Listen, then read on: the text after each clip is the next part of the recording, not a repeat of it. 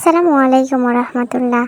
মাত্র 100 টাকা খরচ করে আপনি নামি দামি ব্র্যান্ডের সাবানগুলো তৈরি করে নিতে পারবেন, যা আপনার ফেসের জন্য কোনো কেমিক্যাল ইফেক্ট করবে না। আর বাজারে যে সাবানগুলো আমরা যত দাম দিয়ে কিনি না কেন, সেগুলোতে কেমিক্যাল থাকেই এবং কোনো ইউনিক জিনিস তারা ব্যবহার করে না। তারা কোনো কিছুর মেডিসিন কিংবা নির্যাস এগুলো বিক্রি করে, কিন্তু সেগুলো হয় আর্টিফিশিয়াল। আর আমরা আজকে বাড়িতেই যে সাবানগুলো আমাদের থাকে সেগুলোর সাথেই মিক্স করে এই সাবানটা বানাবো, যা ত্বকের জন্য খুবই উপকার। আমাদের লাগছে কাঁচা হলুদ, নিম পাতা, কাঁচা দুধ, মধু, গ্লিসারিন। আর বাড়িতে যে সাবানগুলো থাকবে সেটা আপনার ডাভ সাবান হোক কিংবা লাক্স, কেয়া, যে কোনো সাবান কিংবা কোস্কো। আমি এখানে কোস্কো সাবান নিয়েছি।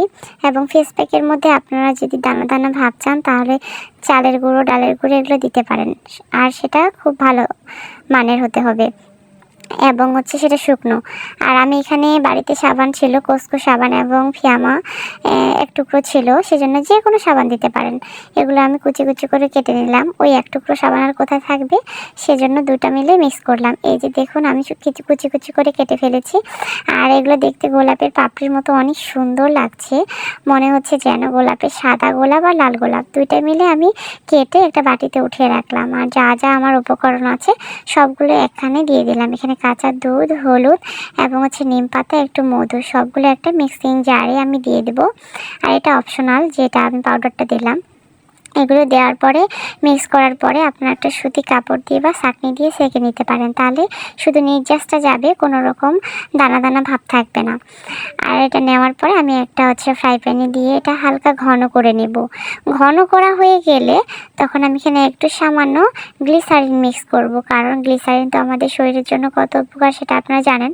আর সামনে যেহেতু শীত, তাই আমাদের গ্লিসারিনটা অনেক উপকার। এটা আমি নেওয়ার পরে যখন এটা আর হালকা আছে, মানে খুব আগুনের তাপটা কমিয়ে দিয়ে এটা গলাতে হবে। আর সাবান তাড়াতাড়ি গলে যায়, এটা স্টিলের বাটিতে বা যে কোনোখানে আপনি গরম পানির উপরে দিলেও সাবান গলে যাবে। তো আমি ফ্রাই প্যানেই দিয়েছি, দেওয়ার পরে এটা খুব ধীরে ধীরে এটা গলিয়ে নিতে হবে। যখন গলে যাবে তখন আপনার বাসায় যদি স্টিলের বাটি, কাচের বাটি, এগুলোতে আপনি একটু মধু কিংবা তেল বা যে কোনো কিছু যেটা পিচ্ছিল জাতীয়, ওটা একটু মিক্স করে নিতে পারেন, মানে একটু আলতোভাবে নিতে পারেন যেন সাবানটা উঠে আসে যে ঠান্ডা হওয়ার পরে। যখন এটা হয়ে গেল, আর আমি একটা নিয়েছি সাবান কেশের উপরে ঢাকনাটা, এটাতে আমি দিয়ে দিলাম একটু মধু মিক্স করে নিয়েছি, এটা যেন সাবানটা লেগে না যায়, সহজে উঠে আসে। তো এটা নেওয়ার পরে শুধু শুধু ফ্রিজে এভাবে রাখা যাবে না, ফ্রিজে রাখলে তো গরম গরম রাখা যাবে না, সে ঠান্ডা করার জন্য আমি সাইড দিয়ে একটু বরফ দিয়ে দিছি। এই জন্য 5 মিনিটের মধ্যে ঠান্ডা হয়ে গেছে। 5 মিনিট পরে এটা আমি ফ্রিজে রাখবো। ফ্রিজে রাখার পরে এটা বের করে আমার ইচ্ছে মতো আমি শেপ দিয়ে নিয়ে নেব। আপনারা এটা শরীরেও ব্যবহার করতে পারেন, আর যেহেতু এটা একটু ইউনিক সাবান, ফেসের জন্য বেশি ভালো হবে।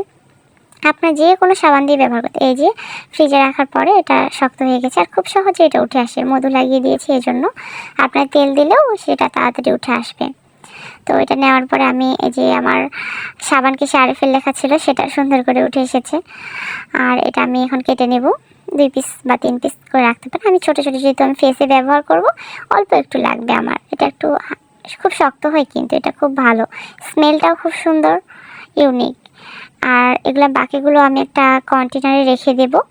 আর এক টুকরা আমি শুধু বের করে রাখবো আমার ফেসে দেওয়ার জন্য। এক টুকরা আপনি ব্যবহার করলে কমসে কম 10 থেকে 15 দিন চলে যাবে আপনার ফেসে ব্যবহার করলে শুধু।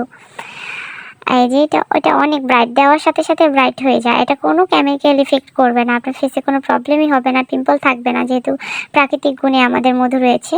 ধন্যবাদ সবাইকে।